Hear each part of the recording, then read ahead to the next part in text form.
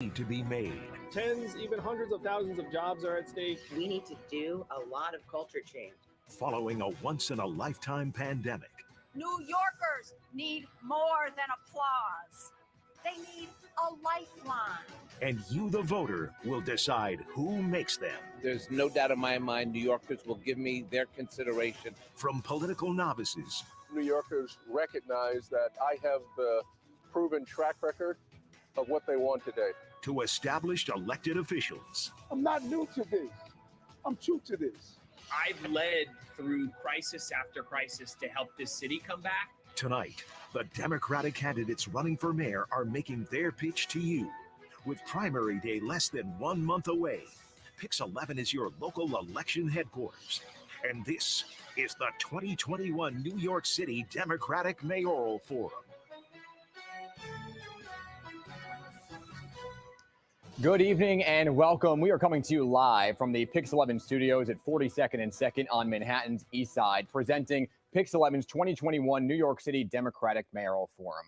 I'm Dan Manarino, anchor of the PIX11 Morning News, and I'll be your host for the next 2 hours. We're broadcasting over the air, also online at PIX11.com, and right on the palm of your hand on your phone via the PIX11 app. What you're about to watch tonight is not a debate, rather a conversation with 7 of the top 8 Democrats vying for mayor. They all qualified for this after recent polls done by PIX11, News Nation, and Emerson College. Results from the latest one came out Tuesday, and they show a surprise at the top. Kathryn Garcia leading the pack at 21%. Close behind her, Eric Adams at 20%, and then Andrew Yang at 16%. Further behind them, Scott Stringer at 10%, then Maya Wiley, Diane Morales, Shaun Donovan, and Ray McGuire. And tonight, we'll actually be using this very poll to determine the order of our candidate interviews. We're going to be actually starting with the candidates polling the lowest. That'll be Ray McGuire, and then working our way up to the top to Kathryn Garcia. And that means we're going to get to the front runners later in the evening. The one candidate that you will not hear from tonight is Diane Morales. She's still in the race and was part of our poll, but she did not come to our studios for reasons that we will explain around 8:30 p.m., so stick around for that. Also worth noting, our polling shows just 9% of voters are undecided. Those people could prove pivotal as they make up their minds. Now, all of these interviews that you will watch here tonight were conducted right here in our studios yesterday between the hours of 8 a.m. and 4 p.m. The conversations lasted 11 minutes each. Our political team, reporters Ayana Harry and Henry Rossoff, did ask all of the questions, and they cover a wide range of pressing issues designed to inform you, the voter. And obviously, with the pandemic still influencing daily life, we followed strict COVID protocols. Candidates' temperatures were checked. The interviews took social distancing guidelines into consideration. Here tonight in the studio, we also have political analyst Morgan Peckma and Democratic strategist Tara Dowdell. I'll be asking them for their take on what the candidates have to say. And we also want to hear from you at home, the viewer. Please join the conversation tonight on Twitter using the hashtag PIXMayoralForum. It'll remain in the corner of your screen in case you forget. We may even use some of your comments on the air tonight, so chime in throughout. With all of that being said, let's get right to the first candidate of the evening, and that is Ray McGuire. The 64-year-old was a fixture on Wall Street for over 30 years, but McGuire says that was not the life he imagined, while his working-class single mother raised him in Dayton, Ohio.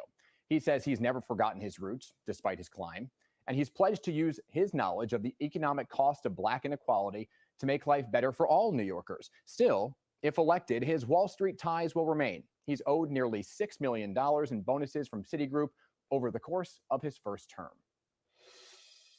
Mr. McGuire, thank you for joining us. We really appreciate you taking the time. Thank you for having me. I'm excited to be here. Let's hop right into it. So you're a millionaire and you're not shy about your Wall Street background. Say it's an asset on the campaign trail, but I think some New Yorkers hear those two things and wonder, are you relatable enough to be the next mayor? So are you? Am I relatable enough? I'm not quite certain what that means. Remember, I come from the neighborhood, deep in the neighborhood. I was raised by my single mother, who at any point in time worked 3 jobs. And my mother, along with my grandparents, raised me and my 2 brothers.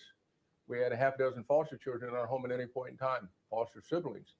And so my mother worked, sometimes she had to work 3 jobs in order to make the sacrifices that were necessary. And then she became a social worker. So am I relatable?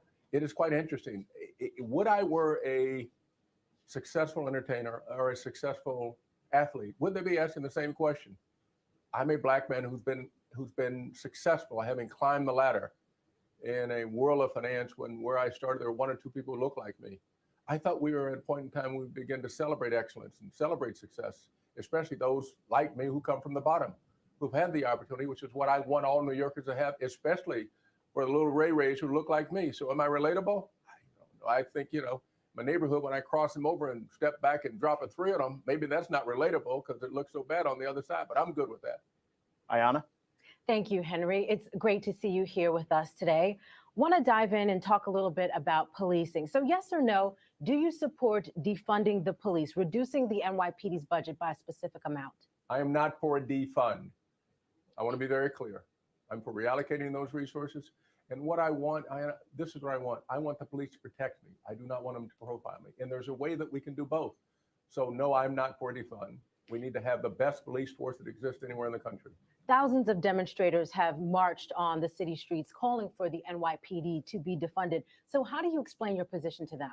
My position is very simple. I want a culture of respect, accountability, and proportionality. When I go into a store and dressed up, maybe like this, I'm one of 3 things. I'm security, I'm men's suits, I'm where's the restroom. Don't profile me.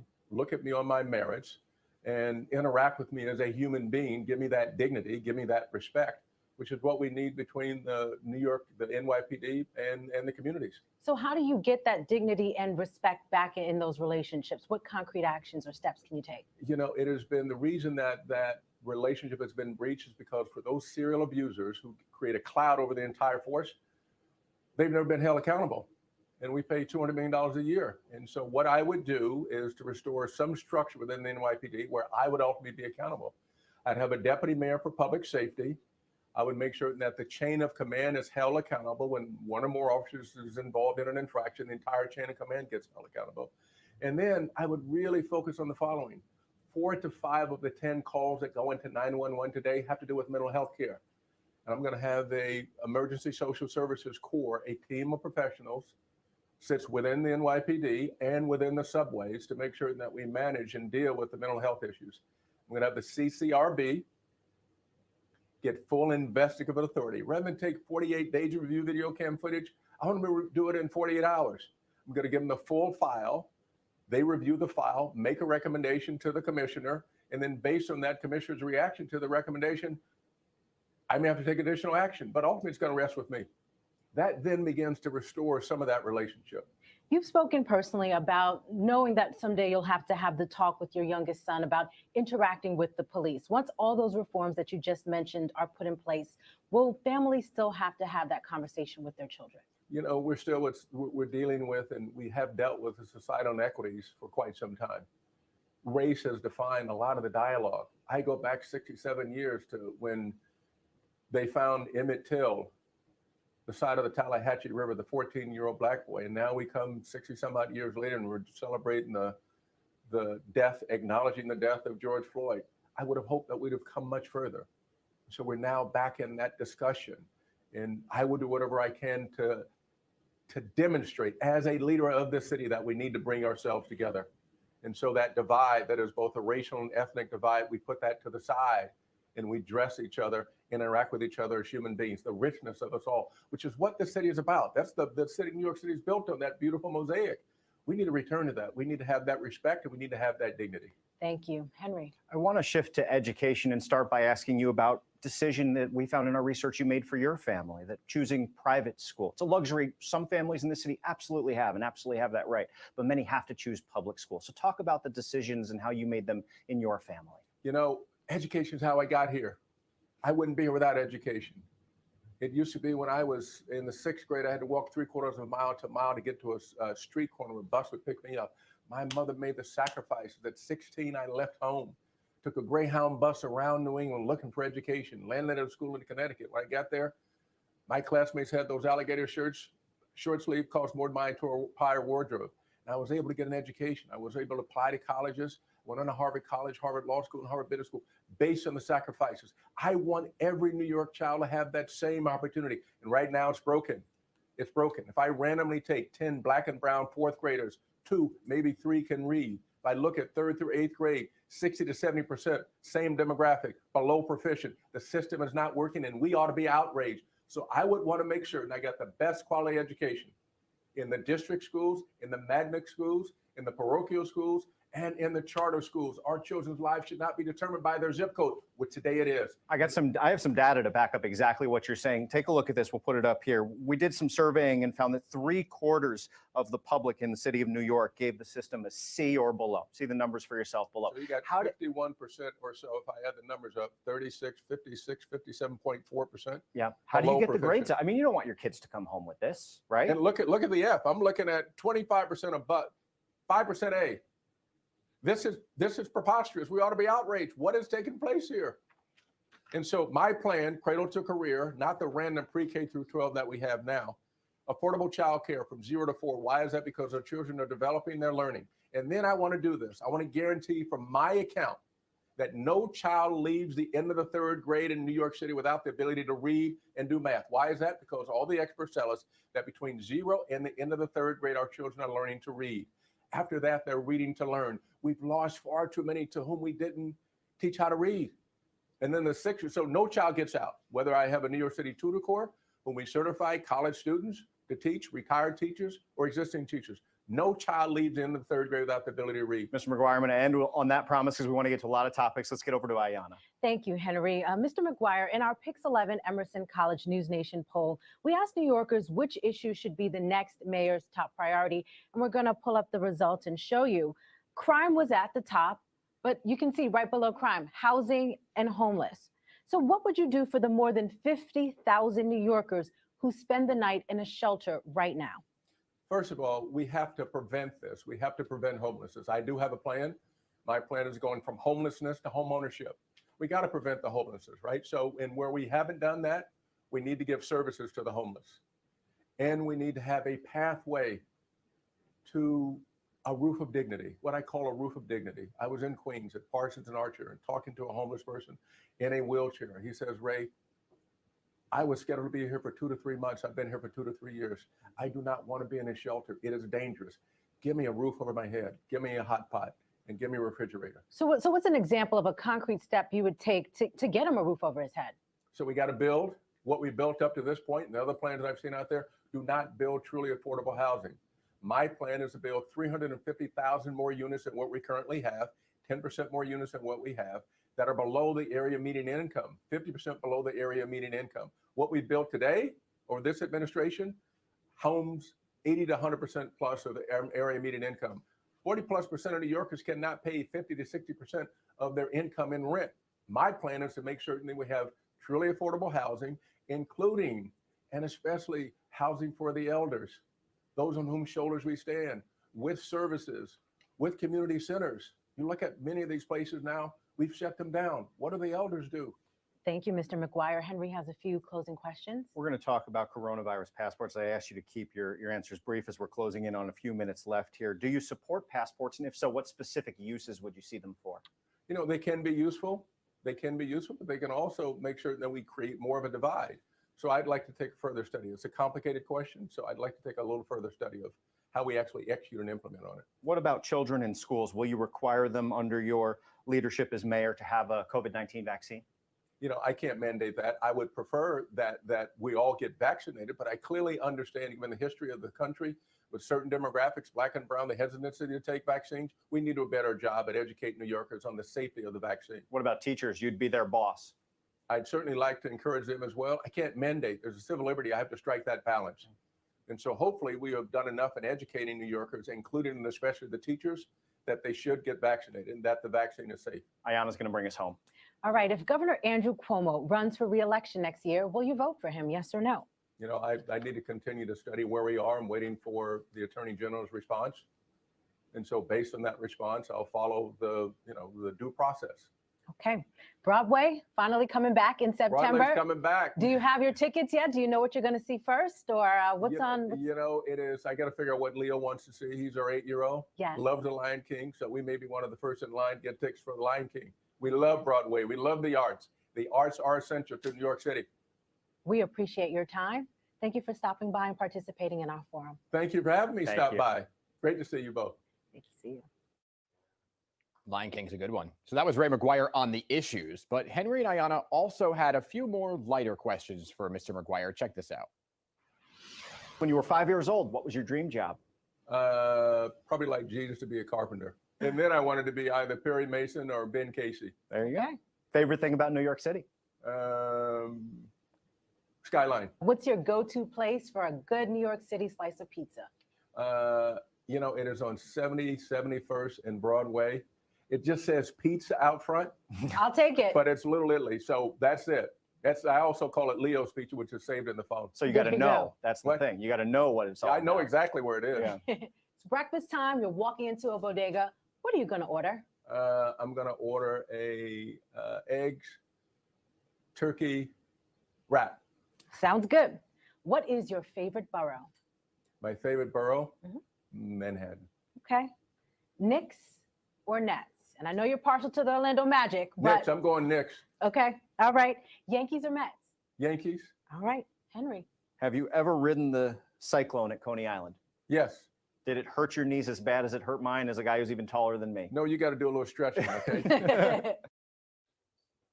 Stretch indeed. All right, our next candidate is Shaun Donovan, a native of the Upper East Side.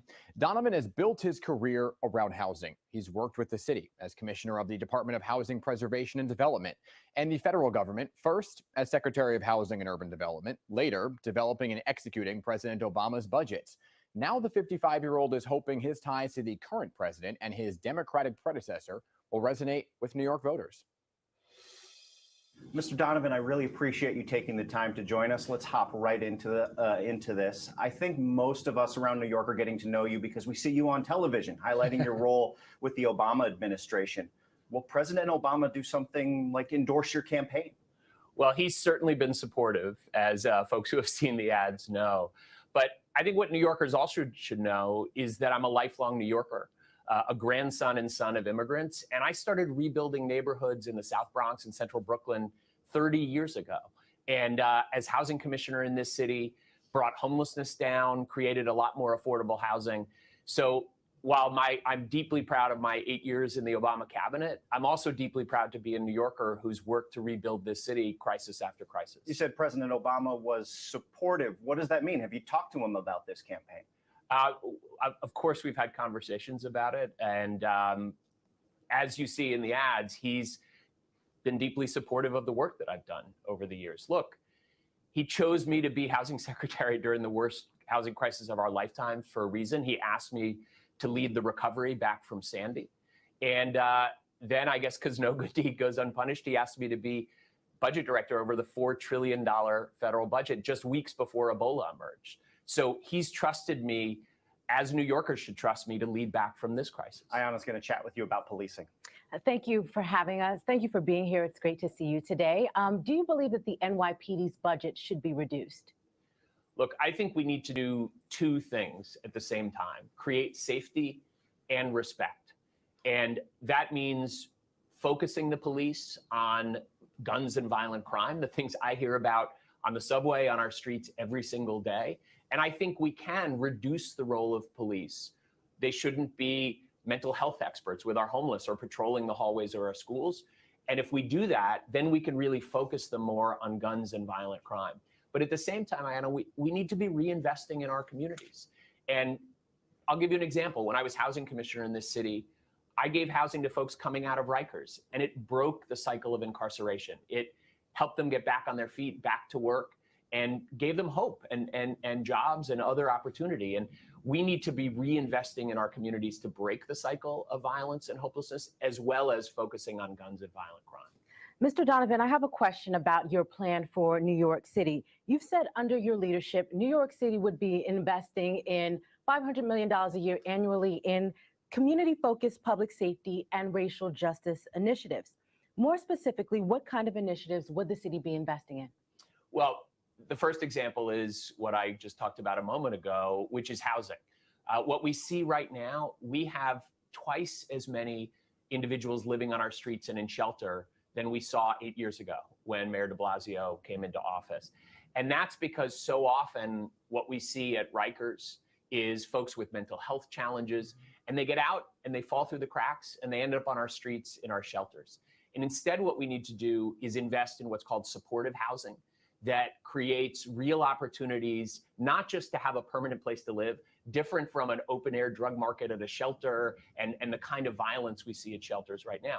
This would really allow people to get back in communities, back on their feet. And then there's job training. There's other investments that really break the cycle of hopelessness. And look, our clergy, there's so many organizations doing this work, violence interrupters, and we need to invest in those at the scale that really can make a difference in stopping the increasing crime we see. So aside from taking some funding from the NYPD, how would you pay for these initiatives? Well, look, most New Yorkers don't know we're spending over $400,000 per person per year in our correction system at Rikers. And we know that we can invest there to make sure that we're ending the cycle of incarceration and hopelessness.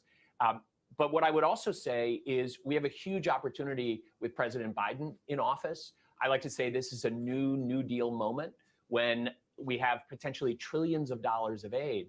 We need a mayor who can work very closely with President Biden. No one has the relationship in this race that I do with him, with leaders in his administration, with leaders in Congress.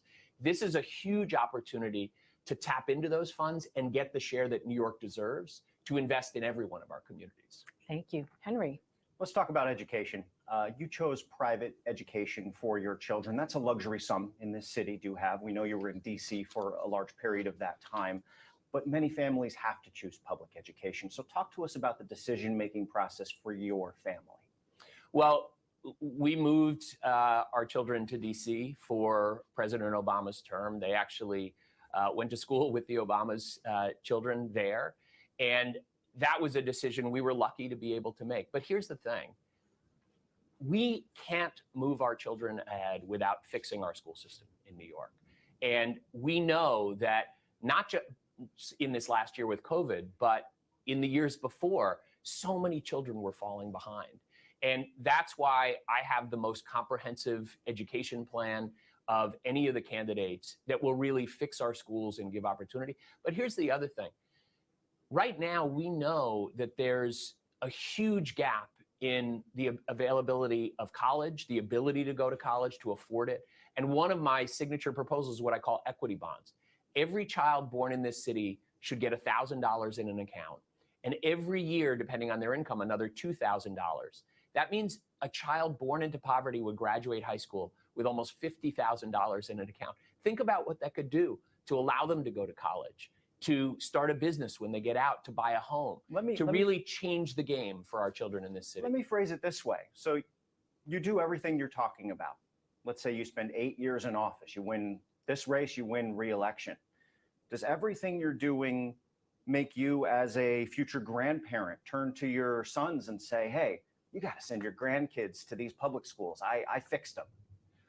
Look, there is no future for this city without fixing our public education system.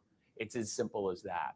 And we know that there are huge gaps along racial lines.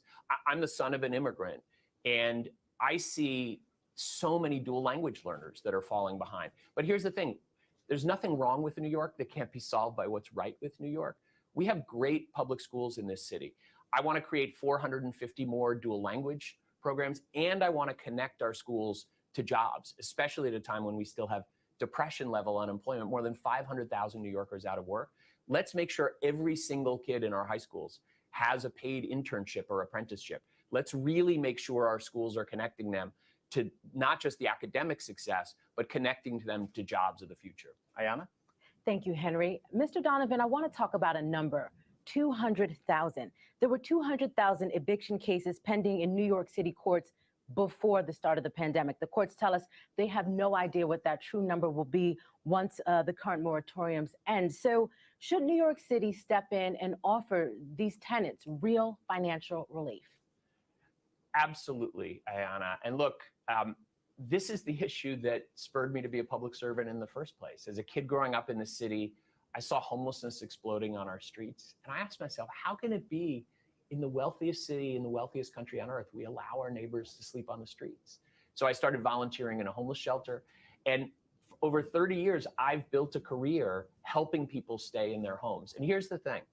Just like I did when I was housing secretary after the Great Recession, when I was housing commissioner in this city during that time, we figured out ways to get the help directly to families. The problem is for so many of them, they don't know where to go and how to get this done. We need nonprofit organizations and others to partner with them to keep them. Just want to ask, what does that help look like? Is it a check? Absolutely. To help pay for your rent. And here's the good news. We have billions of dollars that's been passed in Washington. What we need now is a mayor who knows how to work with organizations on the ground to get it to those families. We're on the verge of the worst eviction crisis of our lifetimes. And here's the thing, it's not just the money. We also need to get housing counseling and legal services to those families as well. This is how I help millions of families stay in their home when we faced the Great Recession and the worst housing crisis of our lifetimes. I have unique ability to be able to get that done as mayor too. Thank you, Mr. Donovan. And Henry has a few closing questions. Yeah, just a couple quick questions at the end here. Do you support coronavirus vaccine passports? If so, what should they be used for in the city? So I believe we do need the very latest technology and testing, and passports are part of the solution. What sort of venues? Look, I think clearly our indoor venues, whether it be Broadway or our smaller performance spaces, I think they can be very helpful with restaurants as we get rid of the social distancing that's still in place. But here's the thing, we also know that so many New Yorkers haven't had access to vaccines. We need to do a much better job with mobile vaccination sites, getting out into community rooms, into libraries, really ensuring that every New Yorker, particularly our frontline essential workers, are getting the vaccines that they need. In that vein, would you require school children, especially high schoolers who are becoming increasingly eligible?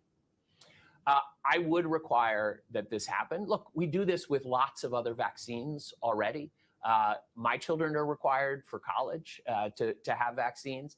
And I think it's the right thing to do to get our schools back open, because we know that remote learning isn't working, especially for our kids who had struggled the most in the past. Ayana? Absolutely. Governor Andrew Cuomo, if he runs for re-election next year, will you vote for him? I won't. And I've been clear that I believe he should resign. And this state and this city need a leader in Albany who can focus on the future, not on the accusations that we've seen. And our last question, Broadway is finally coming back in September. What's the first show you'll go to see? Well, I would have to say that I am a huge fan. And, one of the things most people don't know, Ayana, I actually got the chance to perform on Broadway as a high schooler. It was one of the most amazing experiences. It was Oliver, the show. And so I'm really excited about getting back out there, but I'm not waiting. I've been going to outdoor performances. And one of the things I think we ought to do, we have all of these vacant storefronts. Let's fill our vacant storefronts with performances, with artists, and make sure that we're bringing our city alive even before Broadway reopens. Thank you so much for your time. We appreciate you joining us. Great to be with you. And Donovan also stuck around after that interview to answer some questions about his favorite New York spots and more. Take a look. When you were 5 years old, what was your dream job? Race car driver. I love Mario Andretti. I like that. It might not be too late. What's your favorite thing about New York City? Oh, that's like choosing between your children, right? There's so many things to love. It's got to be food. I did a 5-borough food tour, and I'm still full from it. Your go-to place for pizza? Used to be Grimaldi's. We used to get one every Sunday night and sit on our stoop with the boys. It was a sad day in the family when Grimaldi's closed. You're at a bodega. What's your breakfast order? Oh, BC, bacon, egg, and cheese. Favorite borough? Again, choosing between my children here. Look, I raised my kids in Brooklyn. It's where I live, and I love it. Which playoff contender, Knicks or Nets? Knicks. Have you been to the New York Botanical Garden? I'm married to a landscape architect, Diana. Of course I've been. Yankees or Mets? Yankees. I was at the 1977 Reggie Jackson 3-homer game, and I will never forget that moment. And we have a lot more to come here tonight. First, in just 60 seconds, we're going to tell you why you will not be hearing from Diane Morales tonight. Then what Maya Wiley says that she will do for New Yorkers in danger of being evicted. We'll see her right back here in 60 seconds.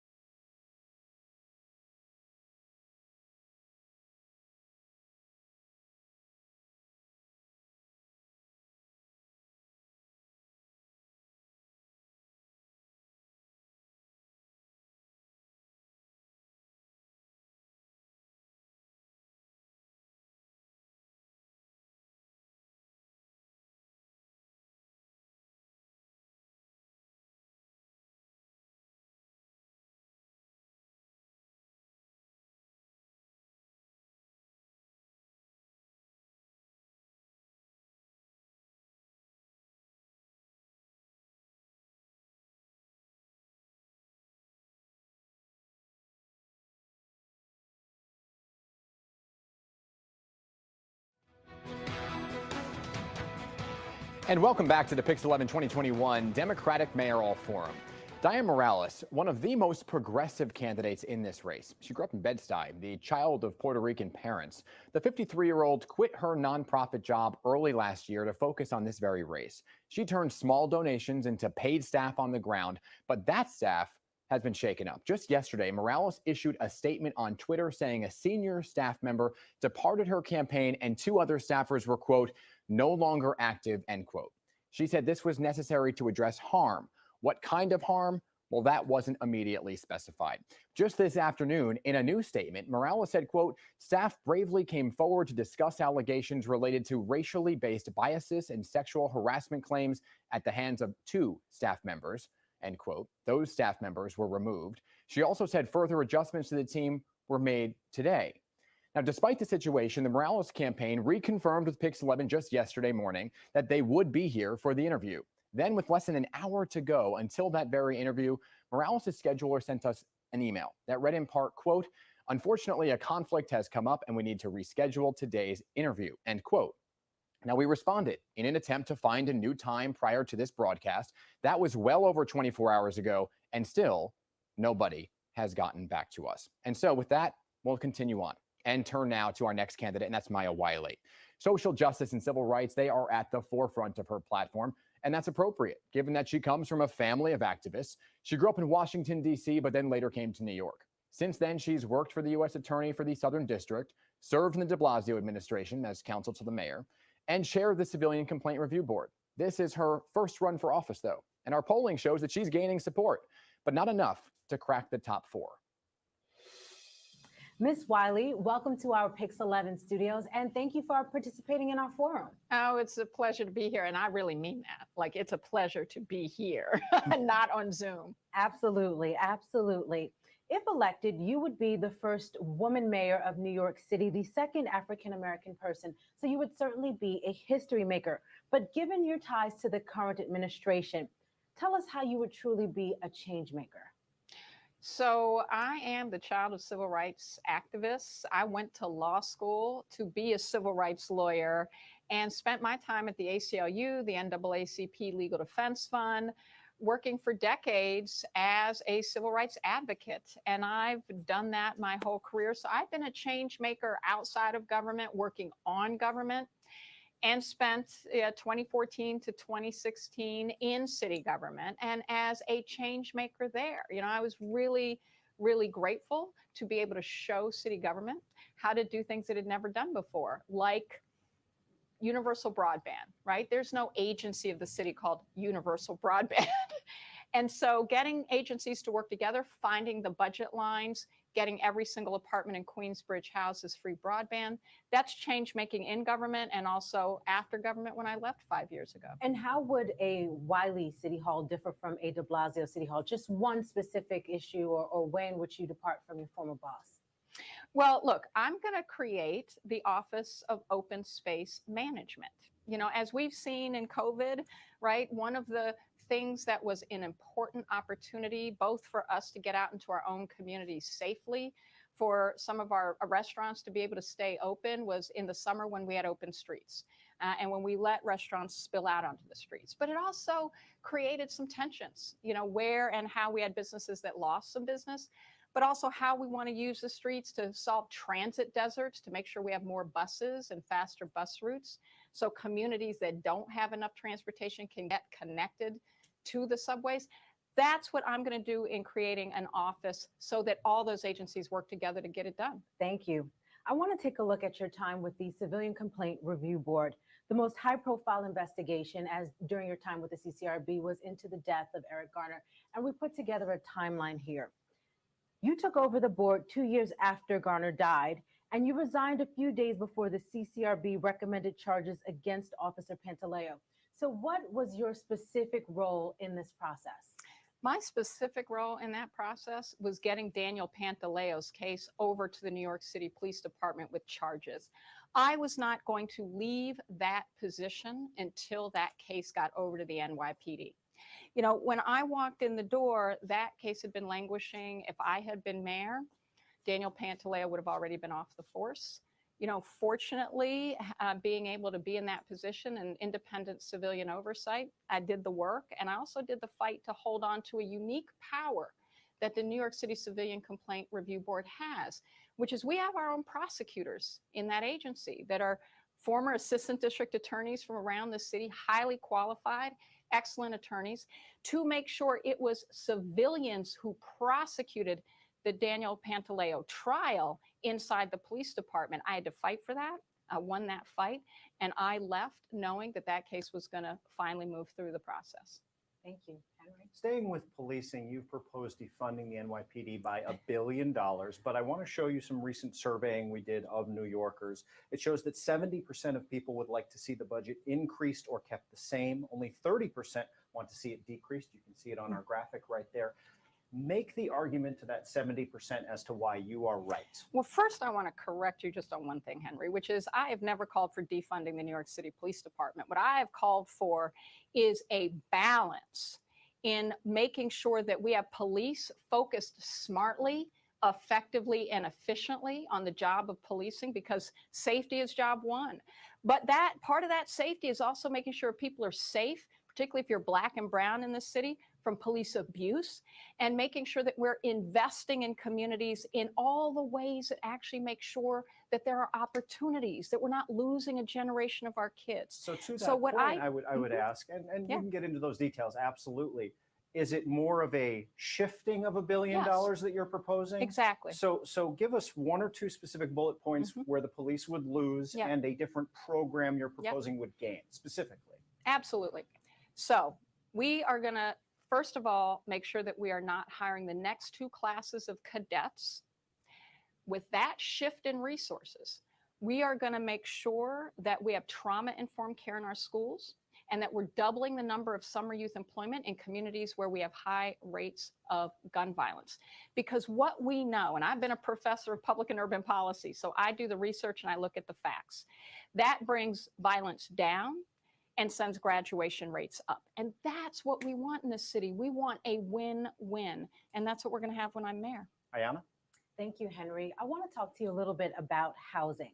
New York City, our court system, they told us that before the pandemic, there were 200,000 eviction cases pending in the courts. And at this point, the courts don't know what those final numbers will be once all of the moratoriums are lifted. So would you have the city get involved to help these New Yorkers financially? And if so, what would that look like? Yeah, I put out an eviction moratorium policy early on in this campaign.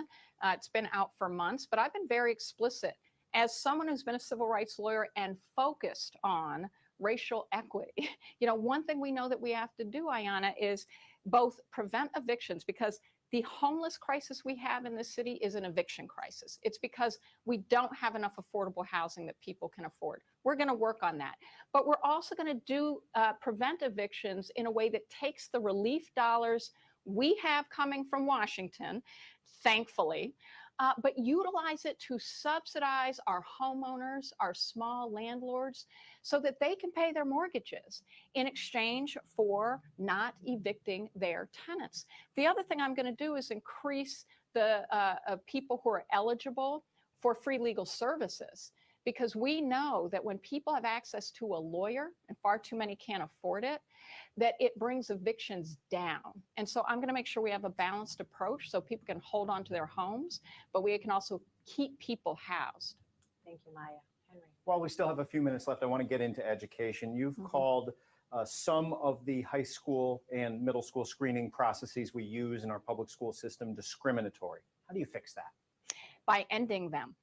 So no more testing across the board? No, I didn't say no more tests. I said no more discriminatory practices. So no discriminatory policies or practices. And if tests do not have validity, sufficient validity, and they are shown to discriminate against our children of color, or our children with disabilities, or our children who are homeless, we have all kinds of categories of our students that deserve a full and excellent education. We're going to eliminate them. But the other thing we're going to do is what parents have asked for, particularly parents of color, but all parents, which is to bring class sizes down. I'm going to hire 2,500 more teachers to bring that class sizes down. particularly for early childhood education and K through 5, because we know that improves educational outcomes. It also enables us to find what kinds of supports, if a student has a learning disability that's going undiagnosed, easier to find it and make sure we're getting supports for those students. So button up one issue I know a lot of parents pay attention to. Yes or no, if you could, please. We'll move to some other topics. Would you continue to operate more than one school out of the same building in the city? I probably would, yes. But we're also going to make sure we have more space so that we can bring class sizes down. Ayana? Do you support a New York City coronavirus vaccine passport? And if so, where should New Yorkers have to show a passport before they can get inside? Well, look, I am going to lead with anything with regard to healthcare with the guidance of public health experts. You know, that's where it all has to start. And right now, what's so important is that we are getting much better vaccine penetration. That's important. We have a summer now where we can be partnering more with our faith-based institutions and leaders, with our community-based organizations, trusted institutions, and our doctors. I had a conversation with a doctor in Washington Heights trying to get vaccine for a community that needs it, hasn't been able to. We got to fix that so that we have more people vaccinated. And so then on the vaccine passport, is that a yes or a no? That's a when I talk to public health experts, what they direct. Okay, and New York City public school students, when they go back to school in September, if they're eligible, will you require them to be vaccinated for coronavirus? Well, I'm going to work, first of all, and the way I would focus is making sure every student had the opportunity to get the vaccine. Remember that that's still an issue right now. We've got to fix that. But we've also got to make sure that we're following CDC guidelines. And right now, the requirement of vaccination is not, as I understand it, in the guidelines. But we do have to have social distancing. We have to make sure we're doing everything to ensure parents and students that it's safe to come back. And what about teachers? Yes or no? Would you require them to be vaccinated? Once again, I'm going to follow the public health guidelines, and I'm going to work very hard to make sure everyone is. I've been double vaccinated. I've been making sure everyone knows it's safe, it's effective, and I want to make sure that we do everything in our power to make sure everyone can get it. Thank you, Henry. We have a little less than a minute left, so quick answers if you could, please. Yes or no, would you vote for Governor Cuomo if he ran again next year? No. Broadway's coming back. Yes. What are you seeing? Whatever I can. How many tickets? How many tickets are you holding? 4. 4. For which? Give us 2 of the shows you have. Oh, you mean currently? Yeah, no, currently. I'm sorry. I'm bringing 4 people. You're bringing 4 my people. family. We are all going to go. I don't have tickets yet. Okay. Well, what musical or play? Any thoughts? It's going to be a musical. Ms. Wiley, thank you for spending some time with us. We really do appreciate it. Thank you. It's a pleasure. All right, now that you've heard from Maya Wiley, the candidate, let's get to hear more on who she is as a person and what she likes around New York City. When you were 5 years old, what was your dream job? Judge. Okay, and you did go to law school. So. I did. What's your favorite thing about New York City? Oh, the people. Absolutely the people. The smartest, funniest, most intolerant, take no junk people on the planet, and I love it. I agree. Go-to place for pizza. Oh, San Remo. It's our neighborhood pizza shop. We've been going for over 20 years. My kids grew up on it. It's home. It's breakfast time at the bodega. What are you ordering? Well, what my most want is a bacon, egg, and cheese on a roll. Favorite borough? Brooklyn. Sorry, y'all. Knicks or Nets? Knicks. Yankees or Mets? I go with the Mets. It gets me in trouble with my staff every time. Nothing wrong with that, though. Have you ever ridden the Cyclone, Coney Island? Oh, how many times? I can't count. We love the Cyclone. I had to go to a chiropractor after one of my rides when my neck snapped back, and I still get right back on that old school roller coaster. It's that right? old school roller coaster. Have you been to the New York Botanical Garden? Yes. All right. And what about the Statue of Liberty? Have you taken a tour? I actually have, but it was years ago when my kids were young. We took our kids. All right, with 3 candidate interviews down, let's get some analysis now from our experts. I am joined by political analyst Morgan Peckma and Democratic strategist Tara Dowdell. So thank you both for being here on such a historic evening here on PIX11. First and foremost, Tara, let me begin with you and get your take on what exactly is happening inside the Morales campaign, right? A lot coming out of there with her campaign wanting to unionize, allegations of bad actors among the staff. Your thoughts? Well, first of all, if you're this close to the election and you're calling your own campaign messy, you're in some real trouble. And that's her own words. She referred to her campaign as messy.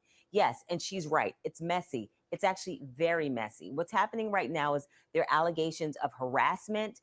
There's allegations of racial abuse of her staffers of color, even though she's a person of color.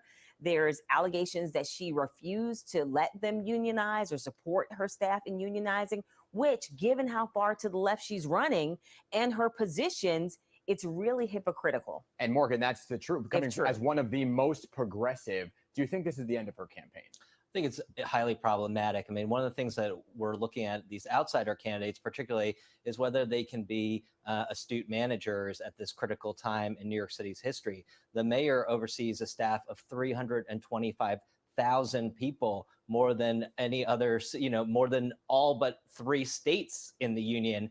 And a mayoral candidate has a couple dozen employees. If you can't manage a couple dozen employees, it's very problematic. Ray McGuire, Shaun, Donovan, Maya Wiley were the 3 that we heard from. Tara, for takeaway for you, McGuire polling at the bottom, anything jump out that could elevate him in the poll numbers? Well, one thing I saw in watching him tonight was that he had more energy than he's displayed on the campaign trail. And I think that's been a problem for him. I think a lot of people talk about his Wall Street background, and I'm sure that's certainly some baggage for him with certain voters, with certain segments of voters.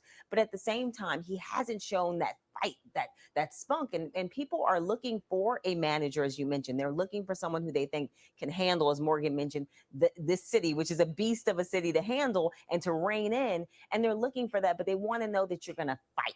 They want to know that you have the strength and the energy to do that. And I think that's been a problem for him. Certainly was energized in that interview. Very excited, as were all of them, to be in person for one of the first interviews. Morgan, I want to talk about Ms. Wiley clarifying her position on defund, talking about shifting resources within the NYPD, very similar to what Shaun Donovan said. Did one of them jump out in terms of what to do with the money in NYPD? I think it's difficult, for all the candidates to manage defund the police, because it's really a misnomer, because very few people are saying that we should literally take all the money away from the police. We're talking about allocating money to different parts of social services. And so I think, being able to clarify that point gets a little bit past the rhetoric. Thank you both. You're going to be sticking around as we continue on. Have you ever ridden the Cyclone, by the way? Many times. There you go. All right. And you got bruised every step of the way. That's part of the charm. Hey, a lot of you at home tweeting us your thoughts. I'm loving the conversations happening at home. So you're using the hashtag PIX Mayoral Forum. Let's bring up what some of you are saying right now. We're going to begin with George Henderson, who tweeted, at Ray for mayor is pulling out a long walk to school as a kid. All right, next up, who do we got here? Let's take a look at who is next, and that is going to be Bree, who said, how on earth did Garcia shoot up to #1? Hashtag PIX Mayoral Forum. So a lot of you tweeting M. Let's take a look at what M is actually saying. She tweeted, it would be nice to hear what these candidates plan on doing to make New York City the city that never sleeps again. Broadway is only part of it. There are many clubs, small performance venues, and bars that close. What will they do to help nightlife?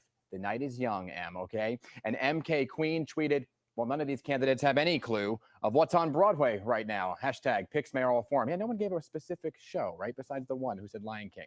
Remember, you can join the conversation anytime by using the hashtag PIX Mayoral Forum. All right, we're going to take a quick break right now, but in just 90 seconds, we'll be right back with Scott Stringer. He's speaking on the sexual misconduct allegation that has dogged his campaign, plus how he'd balance cuts to the NYPD budget with keeping officers on the streets. Then we'll cover Andrew Yang's plan for the police department, schools, and universal basic income. Don't go anywhere. We'll be right back.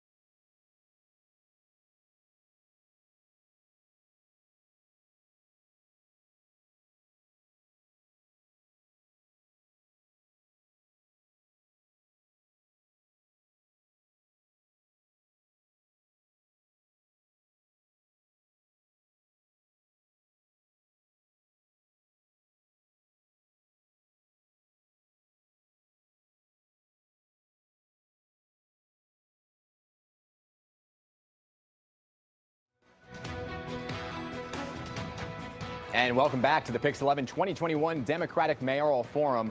The next candidate we're talking to is Scott Stringer. He's no stranger to city government. His mother, Arlene, briefly served on the city council in the 70s.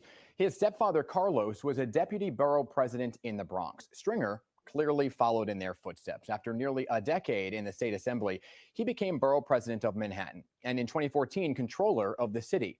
But in order to get elected mayor, the 61-year-old will have to overcome a recent controversy that has really become a flashpoint in his campaign.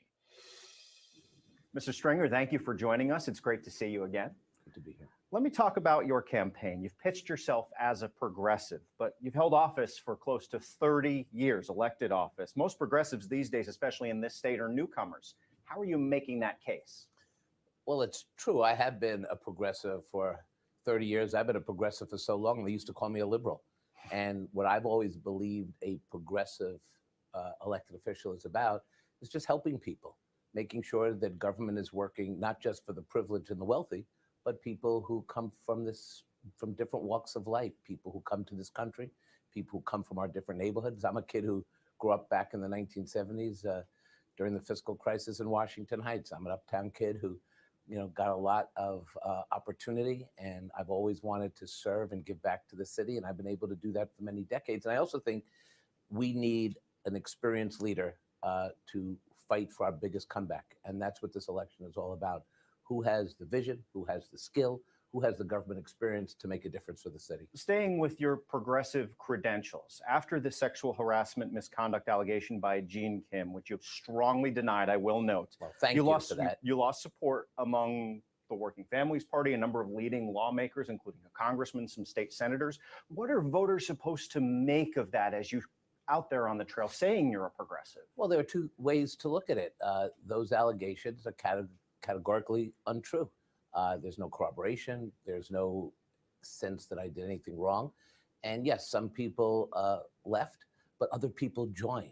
We have an extraordinary labor coalition. We have other elected officials who are standing by my side. We have thousands of volunteers out into the streets. But look, if this election is going to be decided by local elected officials, I don't think so. It's going to be decided by the people. And that's why I'm here today with you to talk about the issues. You run for mayor, it's never in a straight line. You have your ups and downs. I've been knocked around in my life. I've fallen down. I got back up. And that's the story of New York City and the people who are in the city. People get knocked down. The city got knocked down during COVID. And the challenge now is who is the best qualified to lead our greatest comeback. Ayanna's going to ask you about policing. Thank you, Henry. And Mr. Stringer, thank you for your time. It's good seeing you again. You are certainly the city's money man, right? As comptroller, you released a plan to take away $1 billion from the NYPD over 4 years. So as mayor, what specifically would you cut from the NYPD in that very first budget? Well, look, let me say this. Some people believe that police shouldn't be involved in criminal justice issues. And some people believe that everything gets solved with a badge and a gun. I take a different view. I have a community safety plan that wants to focus the police on rooting out the violent crime. We have a clearance rate of 21%, meaning we're not solving those shootings and the gang violence. And I want to focus resources on that. But back to the budget, where do you begin cutting it as mayor, or are you switching gears and saying that you're not? No. So I just want you to know where my priorities are as mayor. We've got to solve the violent crime. But we also have to invest in keeping kids away from the criminal justice issue. And that means we have to take money that's currently in the budget and appropriate it so that we can actually keep kids away from over-policing. How do we do that? By investing in violence interrupter programs, mentorship programs, summer jobs, internships, all the things that keep kids away. The way I would focus and cut the budget is $265 million in a $6 billion budget per year. You can do that with overtime. You can do that with the outside consultants. I've looked at efficiencies in every single agency. I've said to the mayor, cut 3% so we can start saving money over time. The same is true with the NYPD budget. I'm the only candidate that took a scalpel and a pen and paper and showed what $265 million a year in redirected money would look like.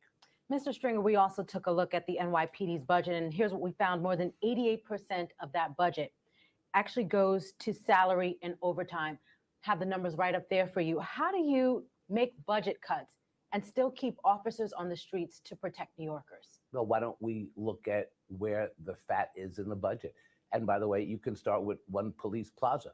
We've seen the budget increase at headquarters at the expense of the precincts, at the expense of programs that would help children. And I'm going to announce a policing plan that will address these issues and redirect the spending that the police department is doing to the most local level. We have some precincts that have 200,000 people in them and some precincts with 100,000. Why is that? It doesn't make sense. We have to redo those lines. So there's so much that goes into police reform. It matters that we have a police force that can root out the violent crime, but we also need a police force that can prevent kids from becoming part of the criminal justice system. And we also have to recognize that when a police officer has a badge and a gun, it comes with great responsibility. And I am not in favor of the police commissioner disciplining his or her own officers. And that's why I want to strengthen the CCRB.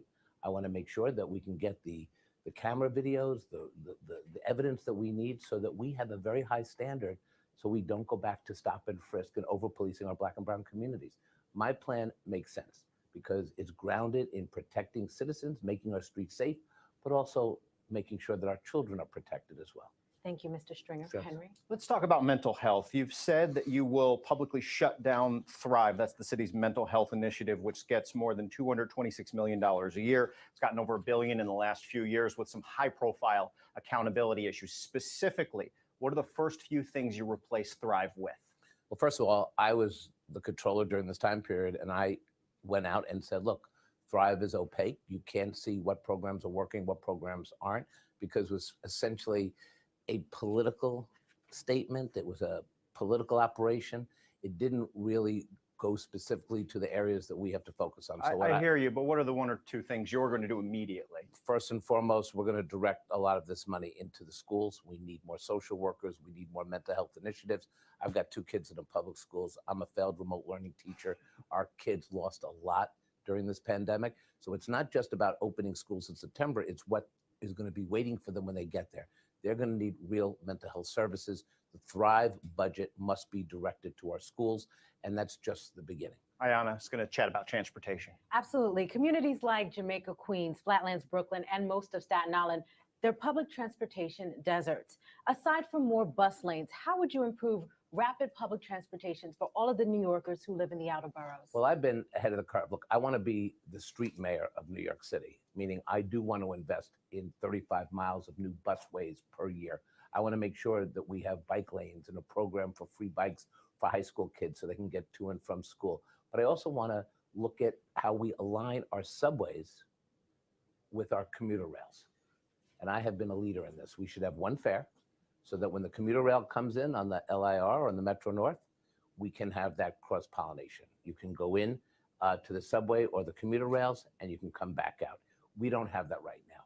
Right now, one costs $10, the other costs $2.75. Doesn't make sense. We should align that. That would speed up transportation infrastructure in Southeast Queens and around the city, parts of the Bronx. And it's something I've been calling for years. As mayor, I'm going to work with the state to get that done.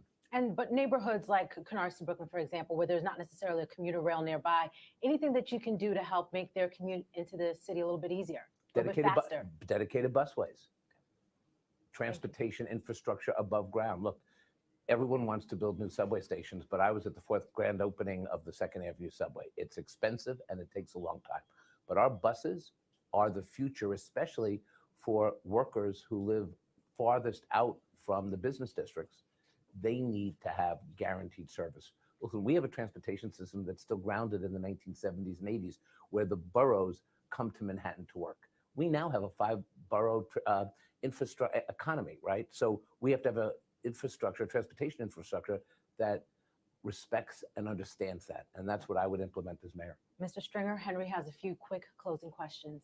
Just moving on into coronavirus response and bringing the city back. Do you support a coronavirus vaccine passport? And if so, where should it be used? I actually do not support it. I think that we have to continue our efforts to vaccinate the entire population in New York City. We've made great headway, but we've got a long way to go. I worry that the passport could be discriminatory or make people feel less willing to come out, and I think we have to be cautious with it. Even in the biggest of venues, say MSG or Barclays. I think there has to be caution here. I wouldn't rush to do it. But look, one of the things that this virus showcased is we can't have amateurs in office. Donald Trump was an amateur, and he killed a lot of people. We lost 32,000 lives in this city. My mom died of COVID. So we need a mayor who's going to be capable of dealing with some of these challenges that come our way, whether it's a virus, whether it's a terrorist attack, whether it is a hurricane. And that's why I'm running, because I'll be ready on day one to work on these issues. Really quick, yes or no related issue. Would you require students to be vaccinated? I would. Ayanna? Thank you, Henry. Mr. Stringer, if Governor Andrew Cuomo runs for re-election next year, will you vote for him, yes or no? Look, first of all, I'm only focused on this election and theoretical issues in the future. I have called for the governor to resign. What the future holds, I don't know. Okay, and Broadway is coming back in September. Any plans for the first show you'll go to see? You know, that's going to be a game time decision with my wife and I, but you can expect us to be out, especially if I'm the next mayor of New York City. You know, one of the things after 9/11 we saw was how important it was for Broadway to open. And that was the signal to the world that we were back. And I do believe we're in that same moment. When Broadway comes alive, when our arts and culture community comes alive, that's going to signal that the long road is upon us and that we can actually build back our city better and bigger than before. Mr. Stringer, thank you so much for visiting us today. We appreciate your time. It's good to see you. Thank you very much, both of you. Thank you. Following our interview on the issues, we did ask Stringer some more fun questions about himself and his favorite things about New York. Mr. Stringer, thanks again for spending a little more time with us. Short answers, if you please, 1 or 2 sentences. When you were 5 years old, what was your dream job? To be mayor of New York. No, kidding. I believe you. People would believe you. Probably quarterback for the New York Jets. Okay. Favorite thing about New York City? New York City. It's the greatest place on earth, every part of it. Not specifically the food, not the culture? It's the whole package. Have you ever jumped a turnstile? No. Ayanna? What's your go-to place for a good slice of New York City pizza? You know, we have great pizza shops, but when I'm in El Barrio, it's Patsy's. It's breakfast time. You're walking into a bodega. What are you ordering? I'm getting my coffee, milk, and if they have sweet and low, I take sweet and low. Otherwise, I have sweet and low in my pocket, and I put it in. What's your favorite borough? Oh, no way. No way. Look, I got to tell you, born and raised in Washington Heights, Manhattan Borough president. Manhattan to me has always been part of the epicenter of my life. But one of the great things about being city controller is traveling throughout the 5 boroughs. Knicks or Nets? Knicks. Knicks. Okay. All right. Yankees or Mets? Mets, although since Steve Cohen gave $500,000 to my opponents, I'm on shaky ground. Okay. Sweet and low in the pocket. That's a new one. All right, now to Andrew Yang. Raised in Westchester County, he came to the city for law school. The 46-year-old entrepreneur burst onto the political scene with his bid for the 2020 Democratic presidential nomination. And while he ultimately bowed out, Yang picked up a band of loyal followers, created a whole lot of buzz. Less than 1 year later, he declared a run for New York City mayor. Hasn't looked back.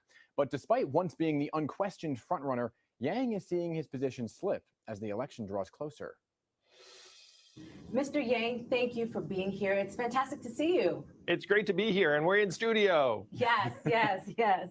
Good to see you in person. And of course, we always see you on the campaign trail.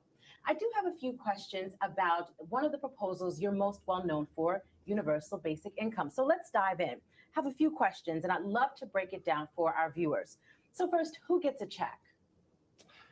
Here in New York City, we're going to target $1 billion in cash relief to people who are struggling in extreme poverty. So people who are often just on the edge of losing their homes, maybe can't even put food on the table. And Ayanna, the tough part's actually going to be connecting and identifying some of these people, because many of them may not even have bank accounts or an address. So we're going to have a lot of work to do. But the fact is, if we invest in the neediest New Yorkers, it's actually going to be a huge benefit on a human level, but it also may save us money, because as people hit our sheltering system and other systems, it's very, very costly.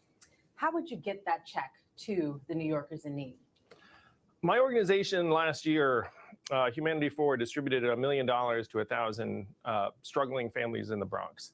And the way we did that was through an organization that was working with the families in the Bronx to help them get on their feet. So we're going to be partnering with organizations that have connections to people who are struggling in just about every community and neighborhood in the city.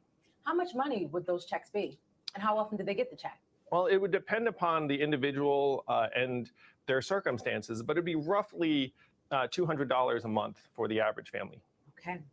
What kind of a realistic difference do you think that $200 a month would make in someone's life? You said on the campaign trail, a check would go to about 500,000 people, but we did some research, and if you'll take a look at that number, 500,000 people, that's only about a third of the New Yorkers who are living in poverty. So, Mr. Yang, what would you do for those other 2/3 who are still living in poverty? There's a lot of work to be done. I want to make New York City the anti-poverty city. So this $1 billion in cash relief is just for starters. I'm hoping to get even more in the way of resources, but there are other things we can do to help New Yorkers who are at the poverty line. I want to get the check cashing fees and the money lending fees and even the pawn shop lenders out. People are spending money they don't have on financial services that can be delivered to them nearly cost-free. It's way too expensive to be poor in the city. We need to connect households with high-speed internet that want it. At this point, being data poor is another form of poverty. So there are a lot of things we can do to alleviate poverty and its effects in New York. Henry has a few questions for you next. Hi, Mr. Yang. It's great to see you. It's great to be in person. I feel exactly the same way. I want to follow up on something you said on the PIX11 morning news last week. You proposed a sort of warning system for mentally unwell people. Quote, what we need to do is actually document that with a warning. How exactly would that work?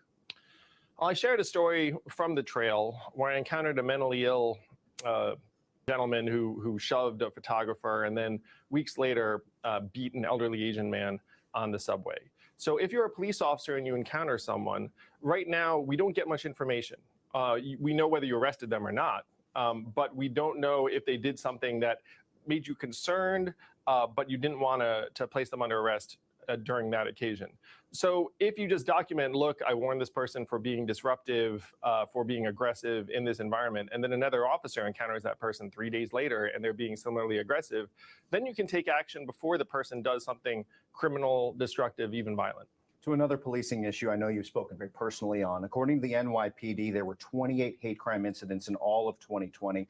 And in just the first few months of this year, there's been 42. But to specifically address the problem, you've suggested beefing up the NYPD Asian Hate Crime Task Force. What I want to ask is more policing truly the answer, especially in immigrant communities, communities of color where there will be distrust issues with the police?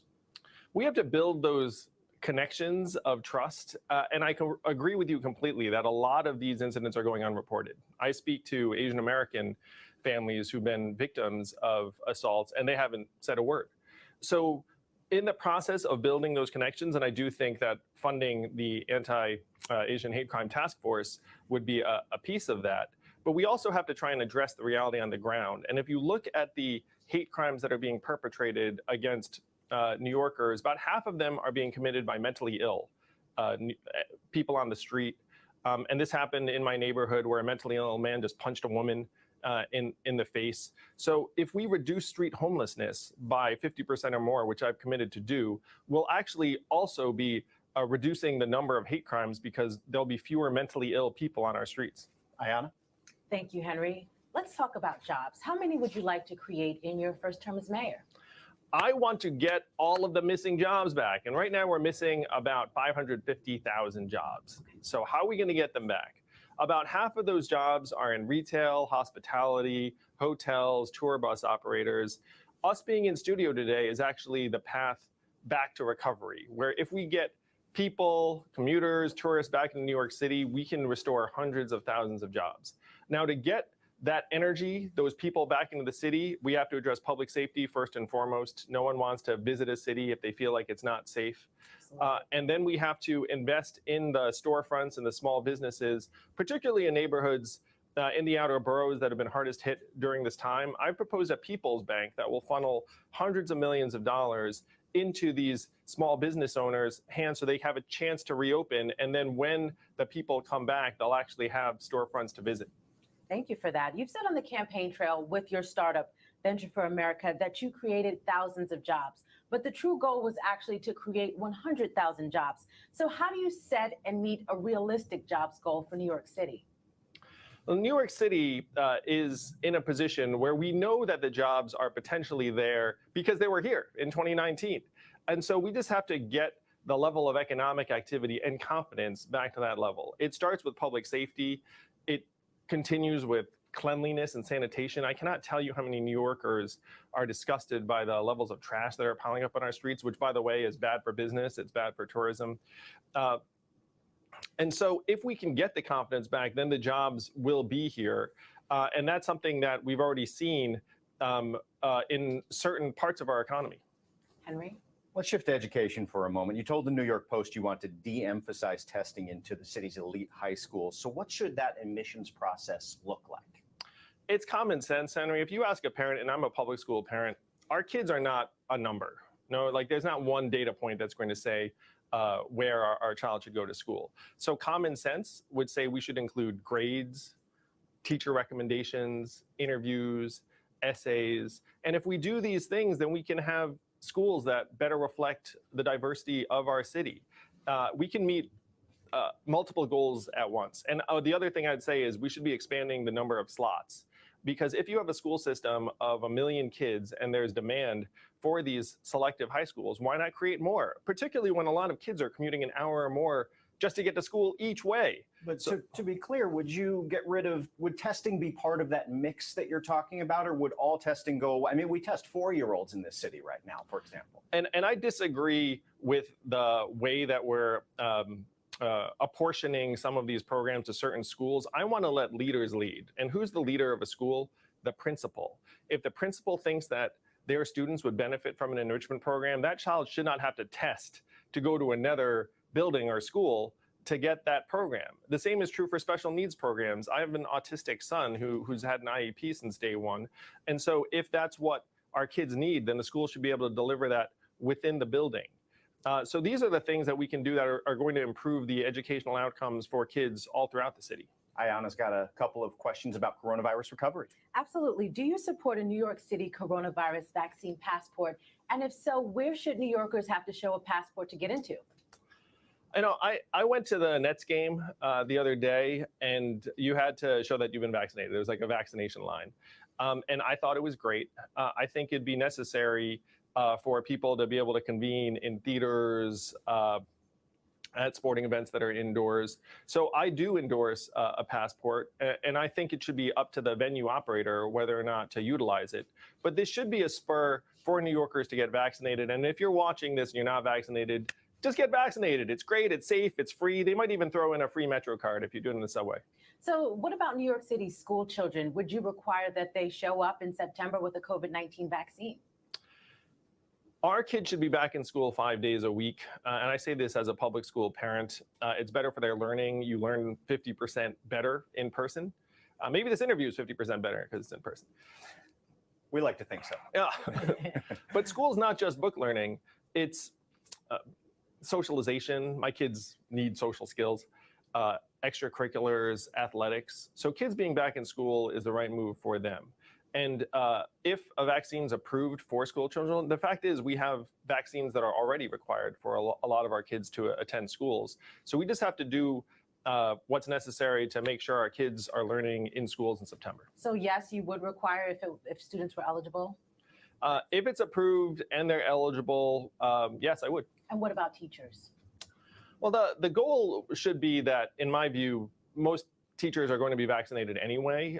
So I don't think that there's any need to impose a requirement. Thank you. Henry? One last fun question for you. Broadway's coming back in September. What's your first show?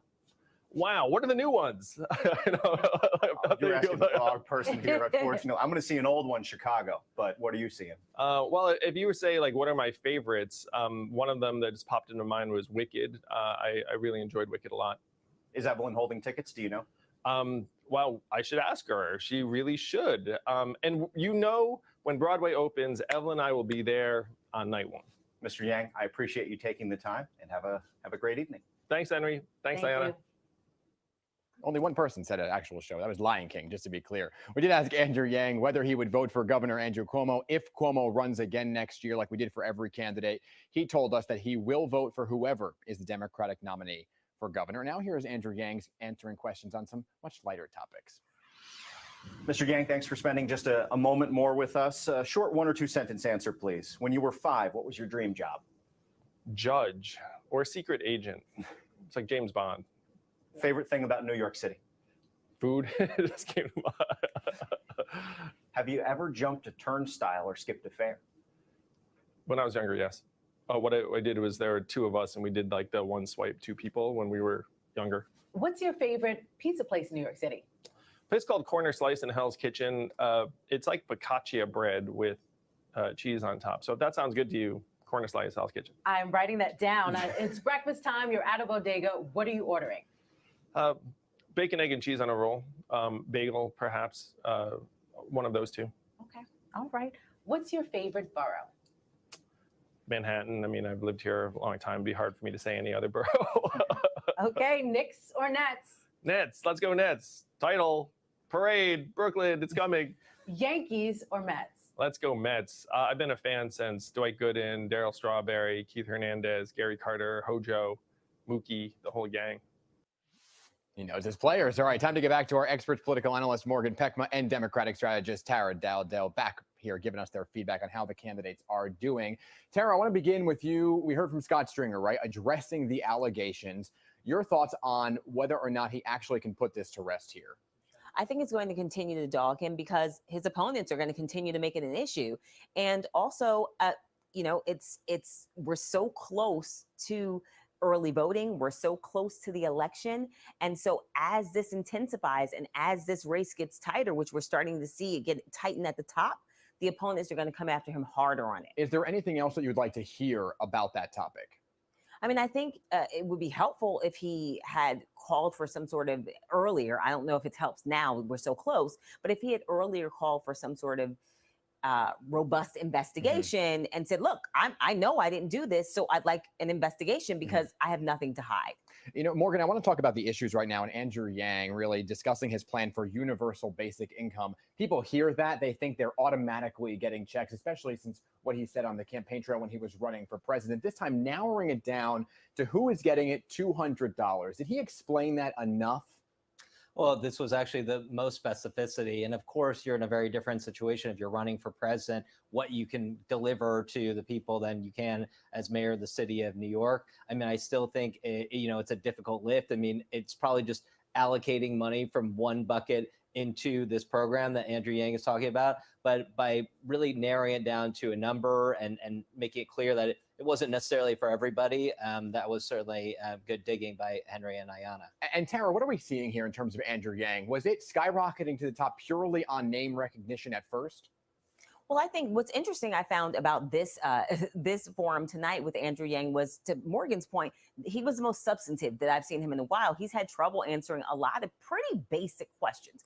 But to answer your question, I think what we saw was, yes, massive name recognition, not just some name recognition. He also had built a pretty large supporter base from a donation standpoint and just a general support standpoint. So he brought both of those things to the table. Even though he entered the race late, he came to the table with a fundraising apparatus, a campaign machinery, and massive name recognition. And that can only help. But I think why we've seen him stumble is because he's demonstrated in many interviews that he doesn't have a lot of knowledge about the city. Understood. And it's Scott Stringer here. Anything that he said or didn't say that you wanted him to expand on that could maybe help him go further up in the polls? I thought Scott Stringer had a lot of substantive things to say about how we should address the transportation deserts that affect so many outer borough residents. And, he really does have a command over city policy, having spent his entire life in city government, but it's probably not going to be enough for him to move out from the shadow of those accusations. Understood. Both of you are sticking around because guess what? We only have 2 candidates left in the PIX11 Democratic Mayoral Forum. Just ahead, we're going to cover Eric Adams' promise to hire the first female police commissioner, plus what development in the city would look like under Eric Adams and administration, and then the new frontrunner, Kathryn Garcia. We'll be right back. Don't go anywhere.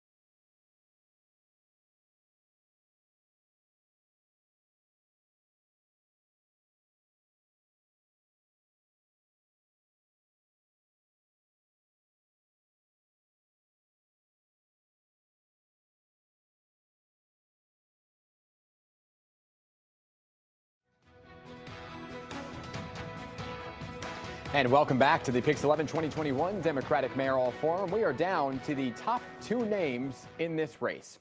First, Brooklyn's Eric Adams. Widely considered a front-runner from the get-go, Adams is the only candidate in this race with an NYPD background. He served 22 years before turning to politics. Following 4 terms as a state senator, he was elected president of his home borough. Now the 60-year-old is determined to lead all boroughs as mayor, but his police background looms large as Adams walks the tightrope now of combating crime and answering calls for reform. Mr. Adams, thanks for taking some time and sitting down with us. How are you doing? Good. Feeling great. You know, things are falling into place. 27 days left. 26 when this airs. Yes. Let's hop right into it. As a former police captain and longtime lawmaker, you say we must have public safety and reform in this city. But how can you assure those looking for real change that middle ground approach won't mean nothing will change at the NYPD? You know, that is so important. You know, I often talk about being arrested as a child, being beat badly by police officers. But there's a part of that many people don't know. During that time of 15, I also lost a young friend who died during the crack wars and violence in South Jamaica, Queens. So I know that public safety and justice is the prerequisite to prosperity. My experience in the police department tells me exactly how to accomplish that. We will have a safe city, but we will have police officers who will respect the public, and we will respect the police by rebuilding that trust. You said exactly how. Can you give us 1 or 2 of your first moves you're going to do to reform while still battling crime? Well, number one, let's change the ecosystem of public safety. We believe public safety is only police. So we're going to zero in on a plainclothes anti-gun unit. They're going to focus on gun violence and gang violence. That's so important. With precision policing, not this wide net that we did in the past. And then we're going to be really thoughtful about using mental health professionals to go after mental health illnesses. As you're seeing, that is what you see in the subway system. We're doing it wrong currently. We're going to get it right. Ayana's going to pick up on exactly what you were talking about there. It's great to see you. Thank you. We greatly appreciate you stopping by the studio today. I want to talk about some numbers that I'm sure will not surprise you. Shootings are up 105%. You can see right there so far this year compared to 2019, before the pandemic. You just mentioned that plan for an anti-gun unit. I want you to just hone in on how that would be different from the recently disbanded anti-crime unit. I am part of the battle of stopping the street crime unit that shot at Amadou Diallo. I'm part of the conversation about ending the over-abuse of stop and frisk, of my long record of really dealing with the abuse of plainclothes officers. We had the wrong officers assigned. How we determined the assignment was based on how many arrests they made while they were in uniform, and some of them were not even in uniform long enough. Eric Adams, police department, we're going to have seasoned officers that understand conflict resolutions, using their body cameras. Many arrests, their body cameras were closed, turned off. We're not doing that game anymore. If you do that in my police department, you're out of that unit, and in some cases, you're going to be out of my department. You mentioned ending the over-abuse of stop and frisk, but would you go further to say that you would end stop and frisk altogether? Think about this for a moment. And many people believe that stop and frisk was the problem. No, it was the abuse by police officers in stop and frisk. And because I have so much knowledge on fighting against that abuse, we were stopping 1 million Black and brown people a year in this city. I testified in the Floyd versus New York City case in federal court, New York City Police Department. And so the goal is to state, you don't abuse the tools. I am not going to allow police officers to abuse a tool to stop crime, and we abuse that tool, and I'm not going to allow that to happen. So just so that I fully understand, you would continue with stop and frisk, but on a more limited basis? No, stop. And this is so important what you're asking. It's called stop, question, and frisk. We were stopping people if we felt they, what you're supposed to do is stop someone if you think they commit a crime. We were not doing that. We were stopping everyone based on their ethnicity. So my police officers, if there's a believe there's a crime, they're going to stop, they're going to question people. That's it. They're not going to go through their pockets. They're not going to frisk them. They're not going to put them up against the wall. They're going to stop and question. That's what they're going to do. And then they're going to continue their job as protecting us. Thank you for that clarification, Henry. Let's pick up on talking about development in real estate. According to the news outlet The City and the New York Times, they've recently reported, we have the clippings right here, on your ties to the real estate community. I think some New Yorkers see this and wonder, are you a pro-development potential mayor? No, they don't see that and wonder that. Trust me, New Yorkers know me. They watched me for 35 years. I'm a pro-growth in this city, and I'm a pro-ending inequalities in this city. How do we do that? We have to grow. We have to develop to get affordable housing. We need to think about retrofitting hotels. I know what it is not to have housing. I lived on the verge of homelessness. I used to carry a garbage bag full of clothing to school every day because we thought the marshals were going to throw us out. And so New Yorkers are saying, Eric, help us get affordable living in the city. We don't have that now. I'm not pro-developers. I'm pro-New Yorkers. And New Yorkers need housing.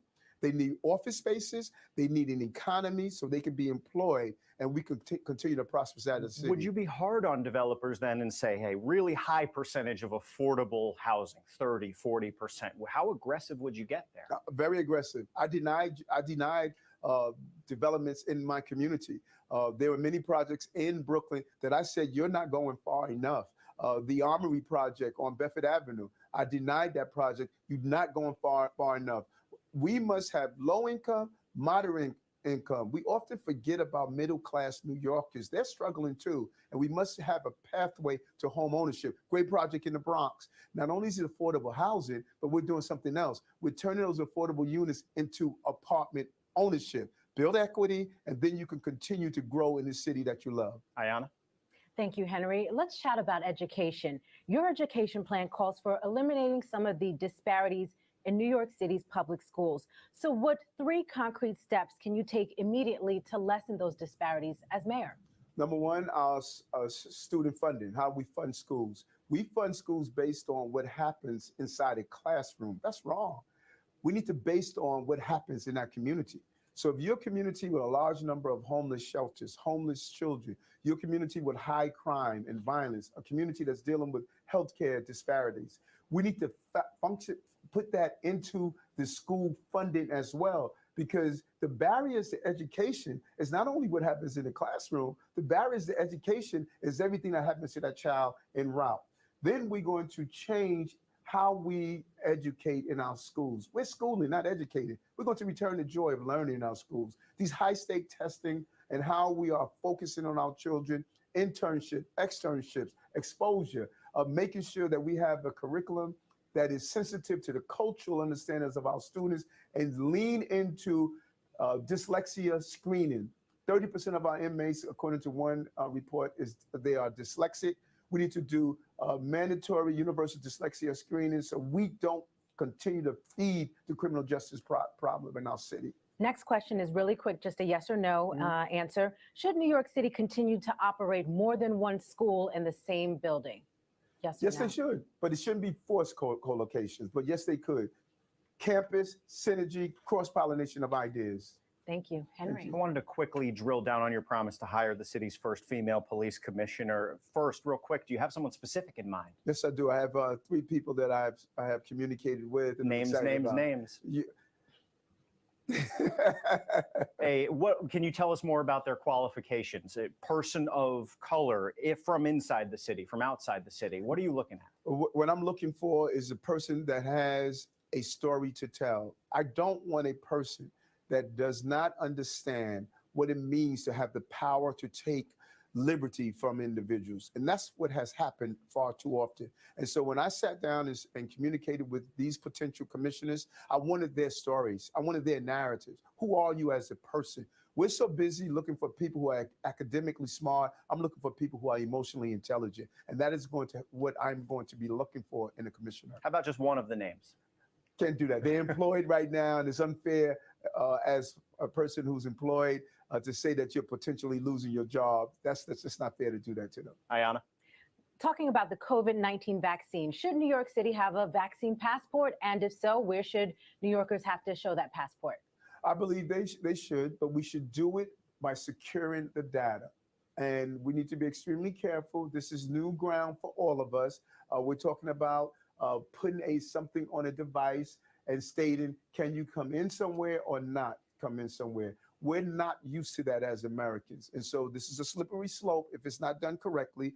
Data security is crucial to me. And then we need to really talk with those who are hesitant about taking the vaccine. How are we going to treat them? So this is a very careful area, and it strikes at the heart of what's important to us as Americans. Let's make sure we get it right.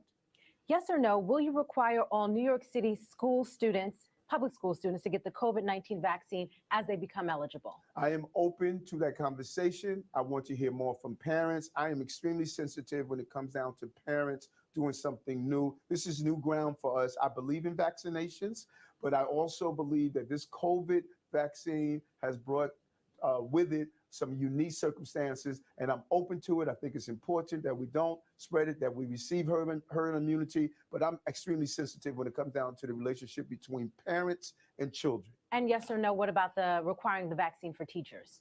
I'm open to that as well. I think that our teachers should have it, and I'm open to that conversation. Henry? Yes or no, please. If Governor Cuomo runs for re-election next year, will you vote for him? I like to keep who I vote for privately.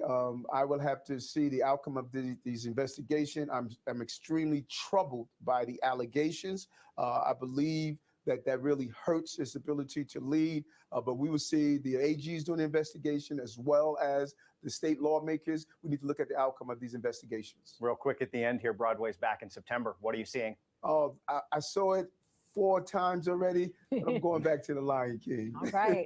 Beautiful show. Thank you very much, Mr. Adams. We appreciate your time. Thank you. Take care. Bye. You're keeping count to Lion King. Now let's tell you what Adams has to say about New York sports, eats, and a little bit more. When you were 5 years old, what was your dream job? Computer programmer. Favorite thing about New York City? The waterfront and biking the waterfront. I just love it. That's my therapy. Have you ever jumped a turnstile or skipped out on paying your MTA bus fare? I actually didn't believe you were supposed to pay. I used to jump all the time, until I got caught by a transit cop, who later was in the same transit district when I became a cop. What's your go-to place for pizza? There's a great vegan pizza shop in Williamsburg. I think it's called Breeze, something of that area. I just know where it's located. Breakfast time in a bodega. What are you ordering? Normally just a banana to put in my smoothie, because I have a smoothie for breakfast. What's your favorite borough? although you were born in Brooklyn and raised in Queens. That's so. right. I think my favorite borough is Brooklyn. Knicks or Nets? I have to say Nets, but I'm happy for both teams. I was raised on the Knicks, but, let's go New York. Either one wins, we're all successful. Yankees, Mets? I live in purgatory, the Mets. But I'm happy with our new owner. He's excited and he's ready to put in the resources. I think this may be our year. That's what they all say every time, right? I'm once again here with political analysts Tara Dowdell and Morgan Peckma. Thank you both for sticking around. I want to get to the big news that came out today about Eric Adams. It came out after, of course, these interviews. It was recent comments that he made about the PBA that are now coming to light. He told an Orthodox Jewish newspaper that he has always been endorsed by the Police Benevolent Association, known as the PBA. Now his opponents are knocking him because the PBA also endorsed Donald Trump's re-election bid. So Morgan, let me begin with you. Is this a controversy, or is it much ado about nothing? In the old days, you would go to every neighborhood and tell them what they wanted to hear. It becomes more difficult in the social media era. But Eric Adams wants to have the public safety issue both ways. He wants to cast himself as a longtime critic of the police department from the inside, but at the same time be the law and order expert who will be able to deal with crime in this very violent era, or during this rise in violence in the city. Yeah. There's another issue too with Eric Adams is, to what degree, and I think this is appropriate for all candidates, do they see themselves as an administrator of the law or above the law, which has been an issue for Eric Adams in the past as well. And we certainly called it a tightrope about his police experience and his police background, right? And I want to talk about stop and frisk and his position on it, saying it was wrongly used in the past, now calling it stop and question. So Tara, how do you think this will sit with New Yorkers who really have been, not only in the past year, but for a very long time, looking for reform?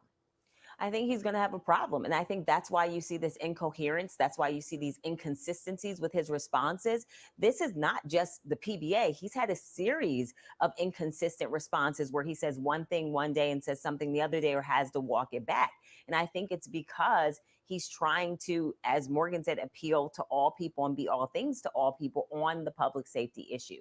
I do think that for some New Yorkers, the fact that he is a police officer, I think there's a segment of New Yorkers for whom that's an attribute. But I think for a lot of New Yorkers, his incoherence and also the fact that he's talking about bringing back any form of stop, even if it's stop and question, once you have that in there, it's been such a black eye for our city. And so many young Black men were victimized by it, because we know the data bore out that most of these people that were stopped and frisked and also roughed up, that they weren't, involved in any kind of crime. Many of them were coming back from college or high school classes. So I think this is going to be a serious issue for him in the home stretch. And non-police related housing certainly came up as one of the top issues in our PIX11 News Nation Emerson College poll, Morgan. Eric Adams is a borough president. A lot of a borough president's responsibility is zoning. He has been talked about being pro-development. He addressed that. Your take? Well, of course, you need money from the real estate industry to fund campaigns. It's a traditional fount of money for candidates. But at the same time, as we've seen greater hostility against the greater, against the real estate tycoons, there's a desire to not take that money. This is something that all the Democratic candidates are navigating with great difficulty. Real estate is the lifeblood of the city, but taking real estate money is very problematic. And it's the same thing with the public safety issue. As concern over violence grows, it's at opposition to the feeling among the Democratic Party of over policing. Mm-hmm. Thank you both. We have one final candidate that we'll get your take on. We also want to check in with you at home, the viewers on Twitter, letting us know what they make of tonight and the candidates using the hashtag PIX Mayoral Forum. So let's go. John DeCio tweeted a very informative, substantive discussion on the issues facing the city tonight at the PIX Mayoral Forum. Well done. Next up, we have Diane Morales, who actually said, nice to actually hear some concrete ideas and get a feel for the candidates. Still bothers me that we never really heard or saw Donovan over the years. He claims to have done so much for New York City. Next up, Only Sunny Skies tweeted, thank you for this forum. We need more information on how each candidate stands on park funding, small business assistance, and now we adjust as a city to the new normal post-pandemic. And just in, Councilmember Joe Borelli of Staten Island tweeted this about the Eric Adams interview. Adams makes case for return of anti-crime units, maybe by a different name, because he understands that they work, period, good. Hashtag PIX Mayoral Forum. Remember, you can also join the conversation anytime by using that hashtag that we just had up on the screen for you. All right, just one more candidate to go tonight. That is Kathryn Garcia. We'll be asking her about plans for NYCHA and how she'd reimagine office space in Manhattan. Don't go anywhere. She's just 90 seconds away. Stay with us.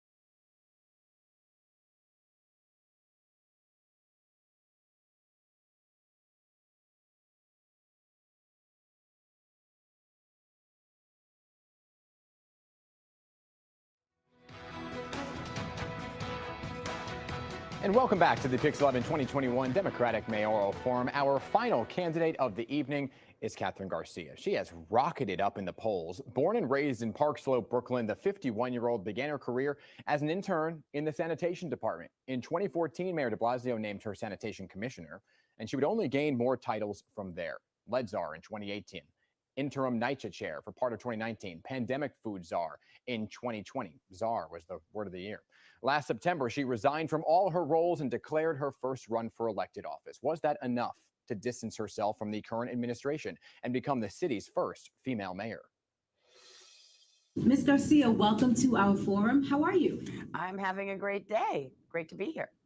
Thank you so much for joining us. I have a few questions, and I want to start off taking a look at your time in the de Blasio administration. You certainly held several key positions. The mayor counted on you to fix important problems. So how will your administration differ from the de Blasio administration? Yes, I was required to step up over and over again during multiple crises. But in my administration, we shouldn't need someone to have to step up because we'll have the people in place to get the job done from day one. And in terms of policies, how will your city hall differ from Mayor de Blasio's?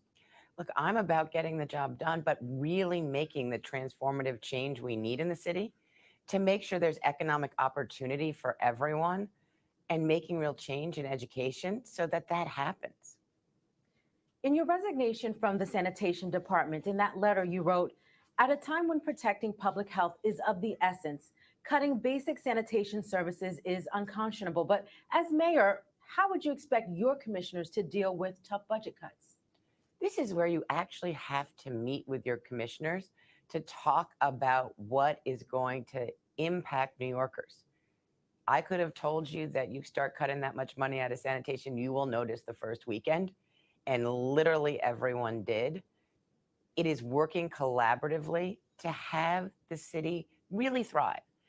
And particularly during a pandemic when, garbage and waste on the street equates to it being dirty, equates to health. I mean, it's actually why the Department of Sanitation exists and was originally part of the health department. And so my administration will be about collaborative work so that New Yorkers are served and served every day. And Henry has a few questions for you now. Talking about policing now, you're on the record as not wanting to defund the police, which we know means different things to different people, but you're a no. Why? We can walk and chew gum. We can have reform of the police department where everyone feels safe in their neighborhoods, regardless of the color of their skin, because I know we have to still fight crime. Shootings are up. Asian hate crime is up. Anti-Semitic crime is up. These are real challenges in the city. But that does not mean I give up on ensuring that everyone, regardless of the color of their skin, is getting the respect they deserve. And that's about transforming the department from really like warriors against community to guardians of the community and measuring that. You can measure community impact and take real proactive approaches to reduce crime. So you have this balanced approach, balanced philosophy, walk and chew gum, as you say. It's been just over a year since George Floyd was killed by a police officer. Many took to the streets here in the city asking for more than reform, saying the attempts at reform were not enough. Talk to those folks specifically about why you're going to get the balance right. The George Floyd and his death just put a spotlight on all of our failures and the real challenges of structural racism. I know that we have to make investments in community, which is why I put out the foster care plan, which talked about our most vulnerable youth and ensuring that they have coaches and mentors and forever families, because when you make those investments, they're 50% less likely to be involved in the criminal justice system. I know those are the investments we need, but we also at this moment have crime rising in the city. It's just a fact. And I know that I'm the one who's managed a uniform agency, can get real culture change, because there's a lot of things we need to do. Increase the age of officers, have them live in the city, make sure that we are training. To be clear, because this is a point of contention, you would have officers live in the city of New York. I would work with the state legislature to have that happen for those who are new recruits, yes. Ayanna? Thank you. I want to talk a bit about public housing. There are so many issues that NYCHA residents face. We cover them daily here at PIX11, elevators being out, raw sewage, lead paint. As mayor, where would you even begin in addressing these chronic issues? You know, when I was the interim chair of NYCHA, what I saw was really horrifying. And also heat being out, no gas for months at a time. There is a plan before us. Legislation was introduced this week to have the blueprint put in place, which will drive the $40 billion in need into those buildings so that residents get new elevators and get new kitchens and get new bathrooms, because doing nothing is meaning that we're going to let those houses and those tenants be condemned. Henry? Manhattan's big buildings still feel pretty empty. You probably felt it walking to our studio today and out on the campaign trail. Take a look at this.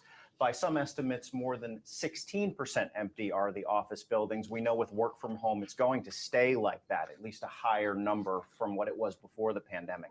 What are you going to do with all this empty space if you're elected mayor? I am actually somewhat optimistic that we will get our office workers back. It may not be exactly the same as what it was, but we know that you are more productive when you get to interact with your peers. Zoom is not a replacement for being able to meet with people and get interactions, and that makes you more productive. So I see a future where we have to bring art and culture back, bring our restaurants back, make Midtown dynamic again. Then people want to stay here, people want to come here, people want to visit here. And that's what makes New York City so special. So more of a focus on tourism and events than this being a business center? Is that what I'm hearing? No, absolutely not. My feeling is that when we have a more livable New York City, when we make this someplace people want to be in, that business follows the people. They follow the talent. And we've also seen some of the growing firms in tech actually gobbling up commercial office space. So don't bet against Center City. Ayanna? Let's talk about roadway dining structures, those new restaurants that have popped up across the city during the pandemic. We've tallied the number, and there are currently approximately 7,000 of them, 6,881 to be exact. So is roadside dining here to stay? And if so, how do you better regulate these structures? I love open streets and open restaurants. I think they've been a savior to all of us and such a support for small businesses that have been struggling. And when we look at it, we need to make sure that they're safe. We need to make sure that they're compliant with all of our regulations. And that's just about enforcement. But being able to turn on a dime and get these structures up and running, that is some adaptive entrepreneurs. Are there any thoughts you have on ways in which they can be made safer throughout the city? It's really about looking at buffers, but also slowing down traffic around them. Some of them are on very quiet streets. We need to make sure that we're not going 40 miles an hour. Absolutely. I'm going to turn it over to Henry. Ms. Garcia, I know you're probably a big fan of our recent surveys because they showed you ahead in the polls, but our surveys also found that 79% of New Yorkers were either somewhat or very concerned about crime on public transportation. How are you going to make New Yorkers feel safe again while riding the bus, riding the subway? It is critical that New Yorkers feel safe riding the bus or the subway because that's our arteries. That's how we get around. That's how we go to school. It's how we get to work. You can't get Midtown thriving again or other office without it. We need officers in our subways, but we also need mental health professionals because a lot of the crime that we've seen in this spike is because people are struggling with a mental illness. We need to divert them to the facilities that will actually be able to treat them. And not just a 24-hour, here's one little bit of medication, but you haven't stabilized. We need to make sure that they are getting stable treatment so that they can thrive and that we all feel safer. But, you know, I remember the 70s and 80s. You didn't take the subway after dark. We cannot go back to that. Ayanna's got a couple of questions about coronavirus. Do you support a coronavirus vaccine passport for here in New York City? And if so, when should New Yorkers have to show the passport? So I believe that as we begin to reopen, the requirement is going to come from the establishments that we go to. I know that there were sections in Barclays Center and at MSG for the playoffs. If you wanted to go, you needed to show that you had a vaccine card for certain of those areas. That helps us open up the economy. And so I am very supportive of making it so when we're gathering, And when we can be safe without masks is when we're vaccinated. So you believe it should be up to the individual venues and not a blanket New York City passport? Well, I would love to get there, but right now I think our first priority is the venues need to make sure that they can keep us all safe. Will you require all New York City students to get the COVID-19 vaccine as they become eligible? I believe that all students, like all other vaccines, have to be vaccinated and inoculated going forward. Obviously, we have to make sure that the science shows that the FDA has approved them, that they are safe. But I want the children to be safe too. And what about the teachers? Will you require them to show up in September vaccinated? I will require them to show up in September. If they've chosen not to get vaccinated, that's their decision, but they've got to be in the classrooms. Thank you. And we'll turn it over to Henry now for our last few questions. Yes or no, please. If Governor Cuomo runs for re-election next year, will you vote for him? Oh, I have not made a decision that far ahead.